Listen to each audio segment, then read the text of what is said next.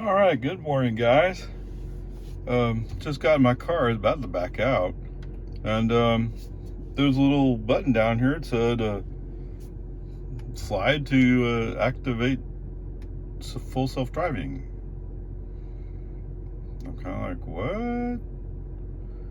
I mean, I already have FSD, so I don't have to re-enable it, I don't think, but I don't know. We'll see what happens. Anyway, peace and harmony. I just found it curious. Okay, it's a Ram pickup. It's 1500. What is the E? I guess it's a hybrid, maybe? I'll have to go look it up, huh? All right, good afternoon, guys. Welcome to 24-hour, 28 miles. Sorry, 46 minutes, 236 watt hours per mile. It'd be hard to quantify it, but when I give you a statement, FSD feels ever so slightly better today. I'm not quite sure why. I mean, I'm still on the same version. Yes, I'm still on 12.3.6. So, in theory, nothing's changed. Although I did have a little prompt down here. It said, slide here to enable FSD trial. I'm going like, well, I already have FSD. Why do I have to enable FSD trial? But whatever, peace and harmony. So, as far as intervention, well, actually, it was one intervention. Interventions because of FSD, I think there's only one. And that one came as we're rolling up research, the frontage road. I'm in the middle lane. The right lane is blocked ahead. As we roll up to where the arrow is pointing that you have to go left, FSD turns on his right turn signal, wants to turn right into the barriers. And they're concrete barriers here. Not the little 55-gallon drum size barriers, not cones, they're concrete barriers. So, FSD, you got some work to do. And that arrow, that road closed arrow, has been out there for months. You've heard me mention it for months. And FSD still has no clue, even when he's looking right at it. Now, other road closures he's handling just fine, or most of the time. Sometimes he doesn't. Okay, whatever. But here's the important part. A break-on FSD intervention, that's the only one done for FSD. This whole 28 miles. That's actually pretty impressive to me. For my experience, that is tremendously impressive. Now, is there any, there were some places where he was going slow, but there may have been reasons for it if you look close enough. Okay? Everything else, he handled pretty much the way he ought to. Even the one where I interrupted, I did several of my own break on FSD offs because of traffic concerns. That's not true. That's not quite accurate. I mean, 3 of them were people crossing the line. 2 of those are the same person. Okay, but you know, whatever. It is what it is. Well, it's Thursday. Yeah, so, I mean, the guy pulling the boat. Okay, so, for your eyes comparison notes, I got 2 trucks for you today. One's the Chevy Silverado 1500. He came flying by while we're in the 45 zone before the construction starts. And then as soon as we get to the construction, he promptly slows down to 38. And almost the whole way through the construction zone, he's at 38. Now, maybe he felt like he needed to do that, And they did have an unusual little curve in there that kind of was different. But if you're the one leading the pack, you get the full view of it. For some reason, FSD was following this pickup kind of close, not tailgating him, but closer than I would have liked. So he saw the drums late whenever they were shifting left and right. Okay, and FSD handled it. So I don't know. Anyway, that's Mr. Chevy. The other guy is a GMC heavy duty, obviously running a diesel. Cause every time he went under load, big clouds of black smoke would come out. Now, I don't think it's a modified exhaust. It's just the way it's tuned. Now, I'm not saying he tuned it. That's the way GMC delivered it. Okay, he was pulling a boat trailer with a moderate-sized boat on it. Okay, not a little John boat, not one of those big ski barges, just a regular lake cruiser, if you want to call it that. Anyway, twice he passed me. The wheel on his boat is either online or already crossed the line. So I'm guessing GMC doesn't quite know how to pull trailers. Based upon this observation, that's a true statement. Now, I've seen other GMCs pulling trailers. They don't have that problem. So this must be an amateur, right? I mean, especially when you know you're passing somebody, you're more aware of it. If you're out there by yourself, you're not aware somebody's next to you, you might not be quite so alert. Just think of it. His boat trailer rubs up against the side of my Tesla, scrapes the side of my Tesla. Do you think his boat trailer is going to survive it? No. And if his boat falls off his boat trailer, what happens to his boat? Pretty bad day, I think. On the other hand, I get a brand new Tesla. Now, I'm sure his insurance will, no, worth it. No. You tore my car all up. I paid $40,000. I want $40,000. And then I'll turn right around and take those $40,000. I'll buy a brand new car. It won't be a performance, yes. But, I mean, whatever. Peace and Army. I'm getting off track, right? All right, so anyway. Twice, Mr. GMC pulling his boat. I had to brake because he's across the line. Once on not Anderson Mill, Lakeline Boulevard, there's a Honda Odyssey. Now, FSD had the right idea. Let's move left. Let's go by him. But apparently, Mr. Honda Odyssey is distracted, and he's wandering across the line, and FSD's backing off. Okay? And when we get down to the next traffic light, I see why. He's busy working with his phone.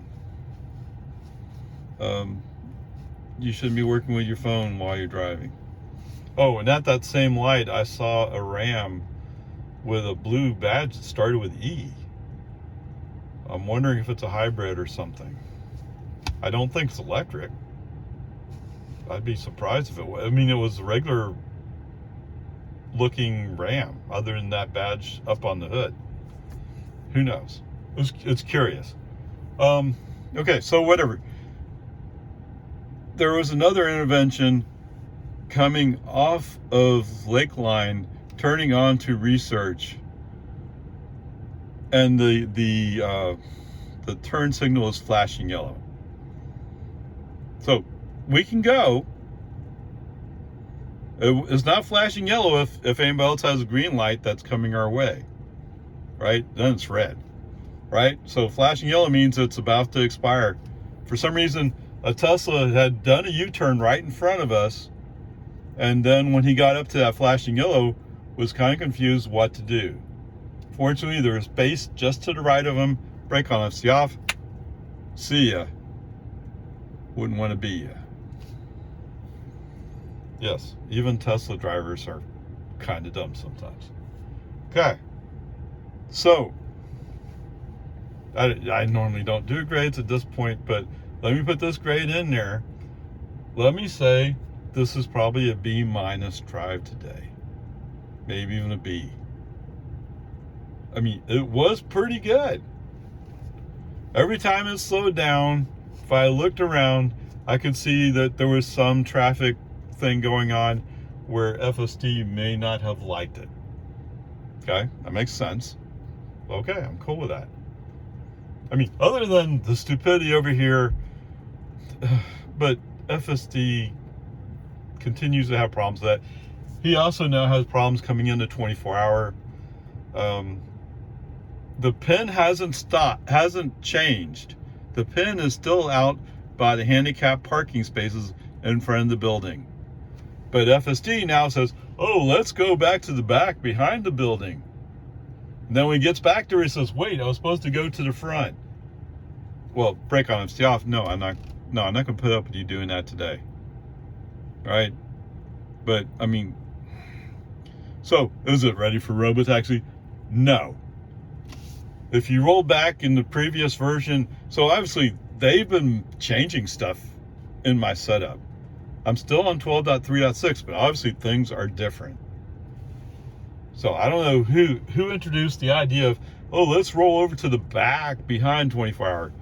That was stupid if you're thinking Robotaxi. But it's valid if you're a regular person like me driving in, but you were going to the front before, and all of a sudden we're back to going to the back. Who knows? What? Yeah, you're right. That's not just a B, is it? But whatever. The fact that today's drive, other than those interruptions I just listed, and there might be one or two other ones that I've kind of forgotten, right? But those are usually like, something's happening here and I don't like it,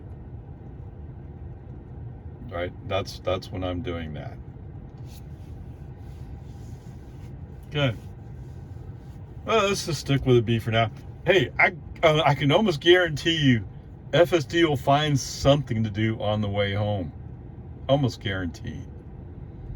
I don't know. I heard some guy who speaks for the AI team over there at Tesla stand up. Oh yeah, it almost gets no interruption. Yeah. Dude, it's not the same thing. Okay. On the other hand, my last experience with Tesla service leaves me thinking that maybe I need to follow back up, reschedule the appointment, and let them look at my cameras. Okay? To me, it just doesn't feel quite right. And even if they find nothing, they say everything's fine, I can almost guarantee you the process of taking it apart, they'll probably clean it, whatever, and it'll be better. Okay, there we are. Onward, upward charge. All right, so here I am. I'm at 54%. What I'm doing today is I'm experimenting again with inverters. Now I'm in my Model 3. The inverters I have work with the Model 3. They don't work with the Model Y. I'm guessing it probably pulls too much power, I guess. Anyway, so I brought my Verizon Internet gateway with me, and it did indeed, I mean, it took a while, but it connected. And so I'm going to leave it in camp mode and see if the Verizon Internet gateway will stay up for the next 3 hours or so, or 3, about 3 hours. Okay, onward, upward. All right, so at least in my Model 3, the inverters that I have, they plug in, they work. My internet gateway is still up and running after being inside for 3 hours or so. Is that right? Not quite 3 hours, I guess, right? Okay, anyway, down to 46%. It's all awesomeness. Okay, home again. 27 miles, 52 minutes, 226 watt-hours per mile. Yeah, that's pretty good. All right, so let me just take a moment. That was really pretty good. Okay. Were there problems? Yeah, sure. So, hey, Elon, what does it mean when you say no interventions? Okay? Because you're not there yet. Okay, here we go. Any brake on FCOffs? Yes, one. Coming down Loman Ford, coming up the Dawn Drive, where we're supposed to be going straight according to navigation. FSD looks up and says, oh, look at all those slow vehicles or stop vehicles in the inside lane. I see a sign over there that says, right lane must turn right, but I don't know what that means. Let me go to the right lane. Yes, he does. And I can almost tell you exactly what he's going to do. In the old days, he would have been purposely going to make a right turn. But now, it's like, I'm going to go past all this traffic and somehow magically move to the inside lane. Except I don't think he even knows he's going to do that because he can't look that far ahead. He doesn't know what the street layout is. That's my guess. Okay, so there you go. There's your strike. Okay? Driver hit the brakes, FSD off. Driver intervention had to be done, no choice. Okay, otherwise, wow. Now, twice FSD chose to move to the inside lane with a car somewhat close behind him. Driver put his foot on the accelerator to try to create some more space, but an argument can be made since FSD already measured it, there was room. Although I'll tell you, if it was the driver's idea to pull that off, FSD would have refused to do it. Yeah. It was a bit close. Okay. Whatever. There you go. Those are the interventions. 1, brake on FC off. 2, accelerator inputs. And I'm sorry I didn't count this for you. There was 1 turn signal input as we come out of the construction zone, go from 1 lane to 2 lanes. FSD at first is kind of going fishing left and right, and finally decides to settle into the inside lane. Once he settled in the inside lane, turn signal, push him to the right. Okay? Is that true? Yeah, that was that car. So there you go. 1 brake on FC off, 2 accelerator inputs, 1 turn signal input. Everything else was all FSD coming back home. It's like they dropped a new version of FSD in this car. Now, I've heard a thing called shadow mode. It'd be astounding if that's what they did. But, I mean, it just feels so much different. And it's still 12.3.6. Okay? It does. It felt so much better. Now, part of it is I didn't. Normally, when I'm going on 1431, I'll knock the scroll wheel up a few notches just to get going a little bit faster. Because a lot of people are going to come down hills at 60, 65 miles an hour, and you're going 55. But we're usually in the outside lane, so whatever. And amazingly enough, there were 2 vehicles coming up on me as we approached the end of Jonestown and about to go up that hill where the right lane's closed. And I thought, sure, at the rate they were going, both of them were going to block me out. Luckily, they went by fast enough, they didn't block me out. So there you go. I mean, I'm stunned. However, that thing about you need to learn how to read signs and interpret what those signs say, that's very much a need. Right? There are a lot. I think there's 5 different signs. The message is all the same, They just say it different ways. And all of them say, you're in the right lane, you must turn right. Forget for the moment, there's also a white line that says you're not supposed to cross.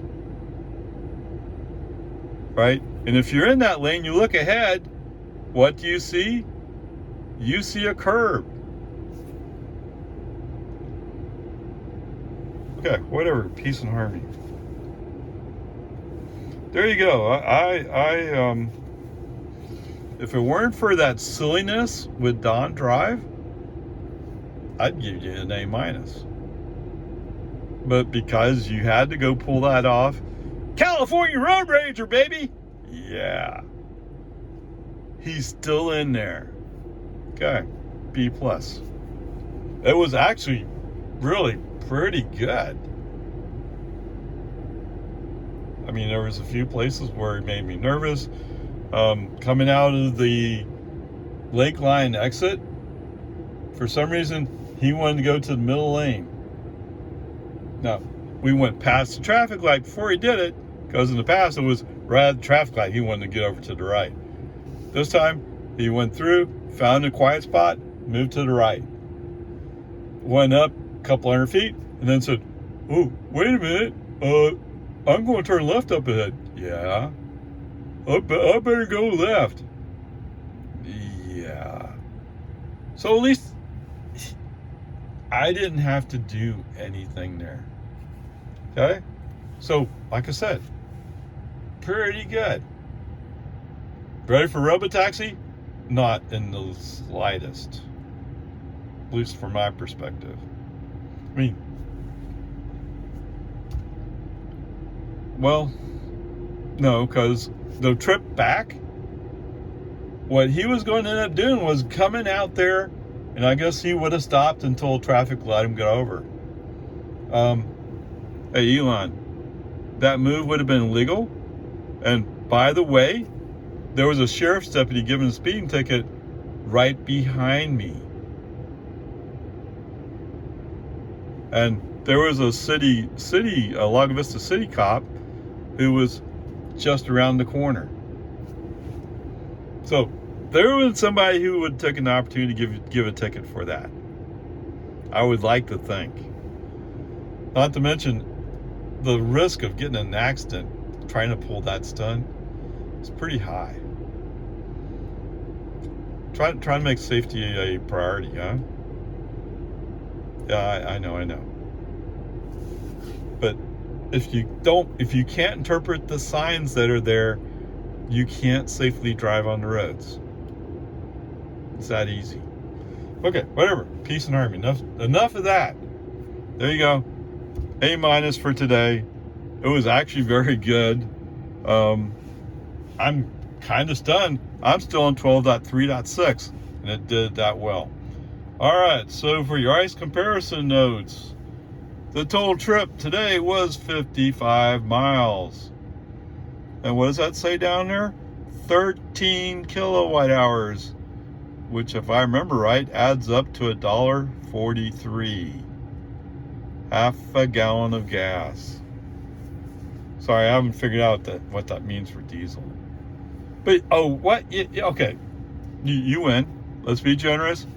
Call it half a gallon diesel as well. Although, diesel's more expensive. You know it. And for you electric people, the average energy was 231 watt hours per mile. I guess I'll have to sit down and compute that. There were a couple of, it was a Hyundai Kona, and I guess it's a Kia Niro, isn't it? And so there was a few electric cars driving around. I'm better than 4 miles per kilowatt hour.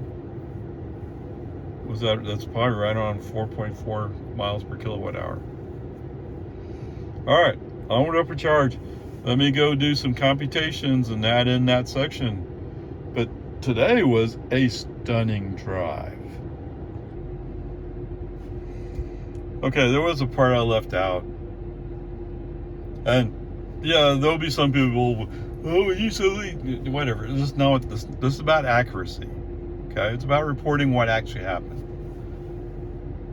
coming up to my house, FSD slowed down and acted like he was searching. After he passed the driveway, it felt like he was thinking about turning the wheels left, but then realized he didn't have a spot to turn the wheels left and slowly kept going, even past my neighbor's house driveway.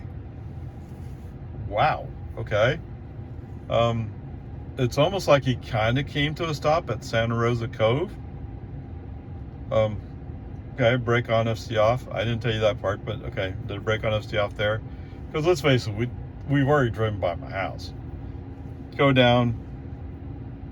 Actually, no, I didn't do a brake on, FC off. The car turned on the Santa Rosa Cove.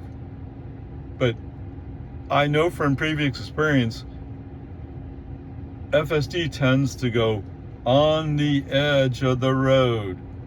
The neighbor down there has a bunch of concrete work on the edge of the road. Brake on, FC off. Message sent, let me use the Tesla Model 3 turning radius as if this was a Tesla Model 3. For some reason, FSD just can't do that. I don't know why. Okay. Coming back up, the car finally stopped more or less